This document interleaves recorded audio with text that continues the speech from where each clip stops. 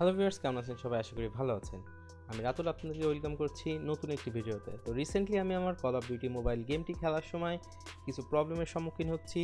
সেই প্রবলেমটি হচ্ছে getting version info problem, অর্থাৎ গেমটি লোড হওয়ার পরে গেমটি চালু না হয়ে আবার ব্যাক থেকে লোড হয়। তো এই সমস্যাটি কীভাবে সমাধান করবেন সেটা আমি আপনাদেরকে দেখাবো।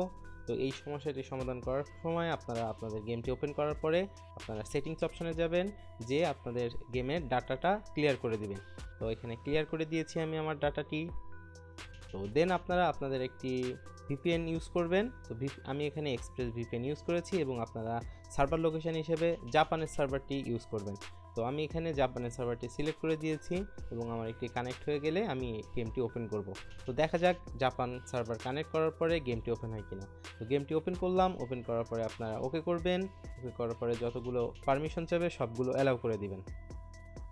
তো আমি অ্যালাউ করে দিয়েছি, দেখা যাক এখন গেমটি চালু হয় কিনা। তো গেমটি ওপেন হয়ে গিয়েছে। আপনারা খেয়াল করবেন এখানে ভিপিএনটি কানেক্ট আছে কিনা, আমি চেক করে নিয়েছি। তো আপনারা জাস্ট ওয়েট করবেন এবং দেখবেন সব কিছু ঠিকঠাক চলে কিনা। তো এখন লোড হচ্ছে, বুম! এখন আপনারা গেমটি খেলতে পারবেন, সমস্যাটি সমাধান হয়ে গিয়েছে। তো ভিউয়ার্স, ভিডিওটি ভালো লাগলে অবশ্যই একটি লাইক করবেন, শেয়ার করবেন এবং আমার চ্যানেলটি অবশ্যই সাবস্ক্রাইব করবেন, কারণ এরকম প্রতিদিন নতুন নতুন সমস্যার সমাধানের ভিডিও আমার চ্যানেলে আপনারা পেয়ে যাবেন।